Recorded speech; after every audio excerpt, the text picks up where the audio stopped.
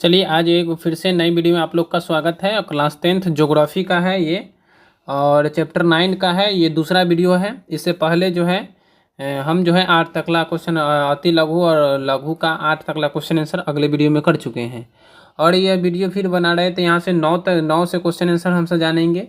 और उस वीडियो में जो है ना ये इसका भी लिंक वहाँ पे ऐड कर देंगे ताकि आपको मदद मिल सके। चलिए वीडियो को स्टार्ट करते हैं और देखते हैं। तो 9 नंबर पहले क्वेश्चन देखिए, चैप्टर का नाम है परिवहन, संचार और व्यापार। तो देखिए इसमें 9 नंबर क्वेश्चन को हमसे देखेंगे और 9 नंबर क्वेश्चन से और 18 तक ला है उसको देख लेंगे। चलिए तो हम सब क्वेश्चन का स्टार्ट करते हैं और 9 नंबर क्वेश्चन का देखते हैं।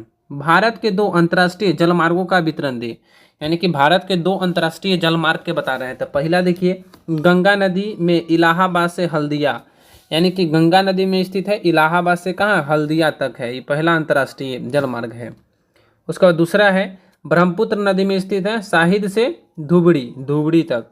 ये 2 अंतर्राष्ट्रीय जलमार्ग हैं। चलिए देखिए अब 10वां नंबर क्वेश्चन को हमसे देखने वाले हैं। 10वां नंबर क्वेश्चन देखिए, 10वां नंबर क्वेश्चन है भारत के प्रमुख पतनों का महत्व बताएं, यानी कि भारत के प्रमुख जो पतन है उसका महत्व बताना है।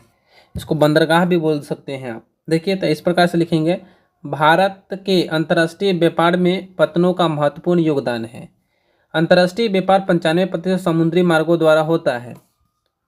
पतनों द्वारा माल के आयात और निर्यात दोनों किया जाता है। पतन से विदेश से आने वाली वस्तुओं को वहाँ पर उतारा जाता है। यहाँ पर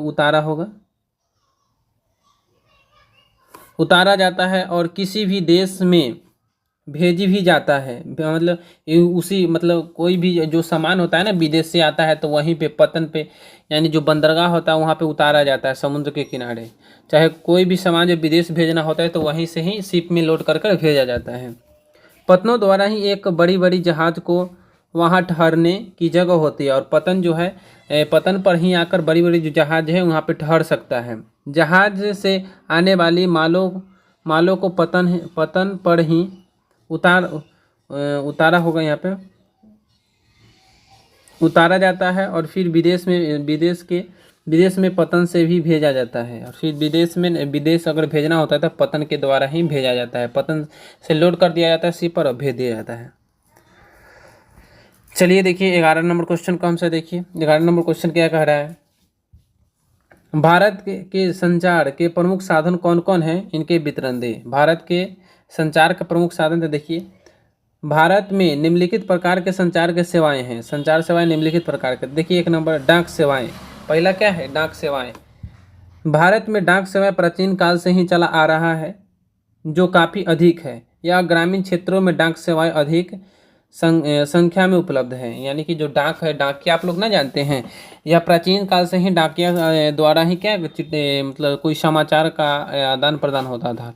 और अभी जो है ना ग्रामीण क्षेत्रों में डाकिया जो है ज़्यादा ही आपको देखने को मिलता है। चलिए दूसरा इसका देखिए, तार टेलीफोन सेवाएं। भारत में तार टेलीफोन सेवाएं 1851 में आरंभ हुआ, और टेलीफोन सेवाएं सबसे पहले कोलकाता में 1881 ईस्वी में लगा था। आज देश भर में 38,231 टेलीफोन सेवाएं हैं। आज देश भर में इतना सेवाएं हैं।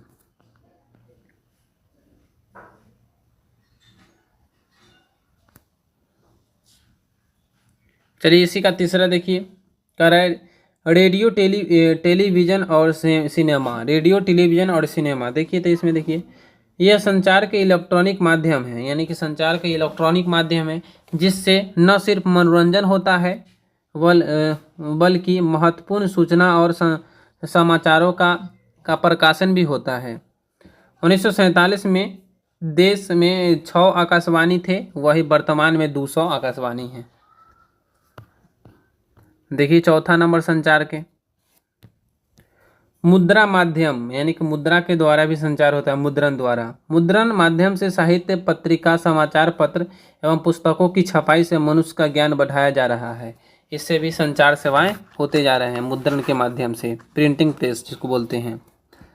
चलिए देखिए 12 नंबर क्वेश्चन के आंसर जानने का प्रयास करते हैं। भारतीय आयात और निर्यात व्यापार का उल्लेख करें, यानी कि भारत में आयात और निर्यात किन किन वस्तुओं का होता है और उसका उल्लेख करना है।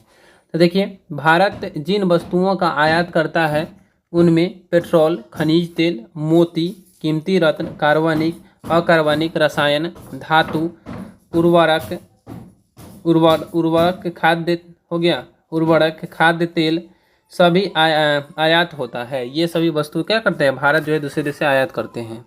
उसके बाद निर्यात में देखिए, भारत किन वस्तुओं का निर्यात करता है, वही भारतीय निम्नलिखित वस्तुओं का निर्यात करता है जिनमें सूती वस्त्र, चमड़ा, इंजीनियरिंग सामान, कृषि उत्पाद, रत्न, जवाहरात, यह सभी वस्तुओं का निर्यात करता है भारत।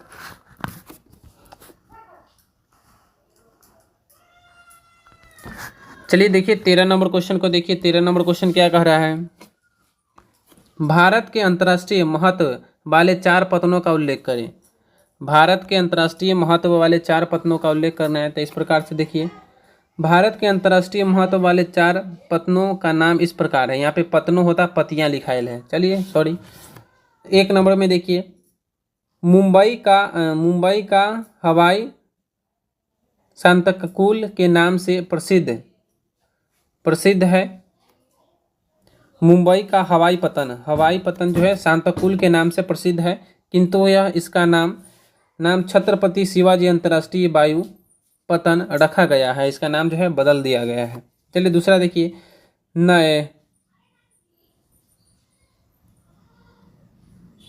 नई हावड़ा अड्डा मीना अबक का नया नाम चेन्नई अंतर्राष्ट्रीय हवाई अड्डा है। तो ये दूसरा अंतर्राष्ट्रीय पतन है। तीसरा देखिए, तीसरा चौथा इसी में है, दिल्ली और कोलकाता के हवाई अड्डे पहले क्रमशः पालम, यानी कि दिल्ली के जो हवाई अड्डों का पालम कहा जाता था और कोलकाता का दमदम कहते थे। यह इंदिरा गांधी अंतर्राष्ट्रीय हवाई पतन था, यानी कि दिल्ली का जो अंतर्राष्ट्रीय पतन इंदिरा गांधी अंतर्राष्ट्रीय हवाई पतन था, वही कोलकाता का सुभाष चंद्र बोस अंतर्राष्ट्रीय हवाई पतन था। तो ये 4 को आपको अंतर्राष्ट्रीय वायु मार्ग आपको दिख गया। चलिए देखते हैं 14 नंबर क्वेश्चन की ओर चलते हैं। 14 नंबर क्वेश्चन के देखिए बाबू, हम सभी लोग 14 नंबर क्वेश्चन को देखेंगे। कॉपी कलम लेकर आप लोग बैठिएगा ताकि आपको इसे आंसर उतार सकें। चलिए देखिए, परिवहन और संचार में अंतर स्पष्ट करें। परिवहन और संचार में आपको अंतर बताना है। तो देखिए इस प्रकार से हमसे लिखेंगे, परिवहन द्वारा एक स्थान से दूसरे स्थान तक किसी वस्तुओं को ले जाया जाता है, यानी कि परिवहन द्वारा किसी वस्तु क्या कहते हैं, एक स्थान से दूसरे स्थान तक ले जाता है। वही संचार द्वारा किसी भी सूचना को एक स्थान से दूसरे स्थान तक भेजा जाता है। और संचार के द्वारा क्या किया जाता है, किसी भी जो सूचना होता है उसको एक स्थान से दूसरे स्थान तक भेजा जाता है। जैसे अब इसमें परिवहन के विभिन्न साधन हैं, जैसे जल मार्ग, सड़क, वायु, स्थल मार्ग और रेल इत्यादि, ये परिवहन के साधन हो गए। उसी प्रकार देखिए संचार के साधन कौन कौन से हैं। वही संचार के मुख्य साधन है रेडियो, तार टेलीफोन, मोबाइल, टीवी, डाक सेवा, यह संचार के मुख्य साधन हैं। चलिए देखिए बाबू, अब 15 नंबर क्वेश्चन की ओर चलते हैं। 15 नंबर क्वेश्चन क्या कह रहा है, 15 नंबर क्वेश्चन को देख लेते हैं। 15 नंबर क्वेश्चन कह रहा है, भारत की सड़कों को किन किन वर्गों में बांटा जाता है, इनमें सबसे महत्वपूर्ण कौन है, सबसे अधिक महत्वपूर्ण कौन है। तो देखिए, भारत के समस्त सड़कों को 4 वर्गों में बांटा जाता है। पहला, अंतर्राष्ट्रीय राजमार्ग या महामार्ग। दूसरा, प्रांतीय राजमार्ग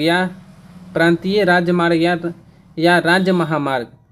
तीसरा, जिला स्तरीय की सड़कें। चौथा, ग्रामीण कंकड़ी सड़कें जो है, सर यहाँ पे गलती हो गया, ग्रामीण सड़कें होता है यहाँ पे यहाँ पे ग्रामीण सड़कें होता। चलिए, तो इस 4 प्रकार के जो सड़क में बांटा गया है पूरे भारत की सड़कों को। इसमें महत्व कौन है, तो देखिए ये वाला सबसे महत्व है, ये वाला सबसे महत्वपूर्ण राष्ट्रीय राजमार्ग है, सबसे महत्वपूर्ण सड़कें। चलिए इसी प्रकार 16 को हमसे आंसर देखने का प्रयास करेंगे। 16 का आंसर देख लीजिए बाबू आप लोग। 16 क्वेश्चन कह रहा है, सड़क मार्ग के किन्हीं 3 गुणों का उल्लेख करें। सड़क मार्ग के किन्हीं 3 गुणों का। तो देखिए, छोटी दूरी को सड़क यात्रा द्वारा आसानी से तय किया जाता है, यानी कि छोटी दूरी के लिए ना सड़क से ही मतलब जाना आसान होता है। उसके बाद देखिए दूसरा का, देखिए दूसरा इसमें क्या कह रहा है, सड़क मार्ग द्वारा खराब होने वाली वस्तुओं को जल्द से एक स्थान से दूसरे स्थान तक पहुंचाया जाता है। जो वस्तु खराब होने वाला रहता है उसको ना एक स्थान से दूसरे स्थान तक का सड़क मार्गों द्वारा पहुंचाया जा सकता है जल्द से। तीसरा देखिए, सड़क मार्ग द्वारा ही वस्तुओं निर्माण किए गए, यानी कि सड़क मार्ग द्वारा जो वस्तु निर्माण किए गए हैं वह वस्तुओं को उपभोक्ता तक पहुंचाया जाता है। और सड़क मार्ग द्वारा जो है ना छोटी छोटी जो वस्तुएं होती है मनुष्य की आवश्यकता के लिए वो सड़क मार्ग द्वारा ही पहुंचाया जाता है। चलिए देखिए 17 नंबर क्वेश्चन का आंसर देखिए हम सब। क्वेश्चन है किन क्षेत्रों में रेल मार्ग यातायात के लिए सुविधाजनक है, सह कारण उत्तर दें। देखिए तो इस प्रकार से आंसर लिखेंगे, रेल मार्ग प्रमुख परिवहन के साधन में से एक है, यानी कि रेल मार्ग जो है प्रमुख परिवहन के साधन में से एक है। इससे यात्री आसानी से अपना यात्रा पूरी करते हैं तथा इससे भारी भरकम सामान को एक स्थान से दूसरे स्थान तक ले जाया जाता है। मैदानी क्षेत्र में रेल लाइन का विस्तार काफ़ी अधिक है जिससे लोग को, और मैदानी क्षेत्र में रेल लाइन का विस्तार करती है काफ़ी अधिक है जिससे लोग को यात्रा करने में सुविधाजनक होता है। यही कारण है कि मैदानी क्षेत्र में यातायात सुविधाजनक है। इस प्रकार से आंसर लिख लेंगे। चलिए देखिए 18 के आंसर हमसे देखिए। 18 के क्वेश्चन कह रहा है बाबू, सीमावर्ती सड़कों का क्या महत्व है, यानी कि सीमावर्ती जो सड़कें हैं उसका क्या महत्व है। तो इस प्रकार से हमसे आंसर लिखेंगे। सीमावर्ती ना सीमांत ओकरा सड़क बोलते हैं। देखिए सीमांत सड़कों के विकास के कारण दुर्गम और उबड़ खाबड़ क्षेत्रों में आवाजाही बढ़ी है जिससे इस क्षेत्र के आर्थिक विकास में भी सहायक मिलती है। भारत के अंतर्राष्ट्रीय सीमाओं से सटे दूर दराज भागों में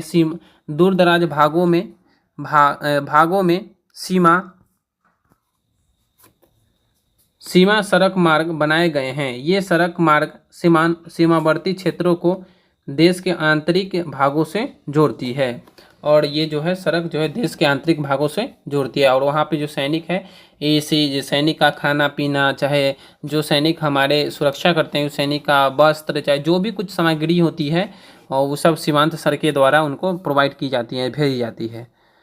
चलिए आप मेरे वीडियो को तो देख लेते हैं लेकिन चैनल सब्सक्राइब नहीं करते हैं, लाइक करते हैं, तो आप लोग कृपया चैनल सब्सक्राइब कर दें, लाइक कर दें। और अच्छी लगती है वीडियो तो मेरे वीडियो को सब्सक्राइब कर ले, मेरे वीडियो को लाइक करें। और ये जितना भी जो भी वीडियो है, आपको जो भी क्लास का चाहे जो भी किताब का क्वेश्चन आंसर चाहिए वो मेरे दाव वैशाली बुक पर चैनल पर जाके वहाँ पे प्लेलिस्ट वाले ऑप्शन खोलकर 9th 10th का जो भी क्वेश्चन आंसर चाहिए वहाँ से आपको मिल जाएगा। तो वहाँ से कृपया आप लोग लिख लें और अपने दोस्तों को भी बताएं और शेयर करें। चलिए फिर मिलते हैं नेक्स्ट वीडियो में। जय हिंद, जय भारत।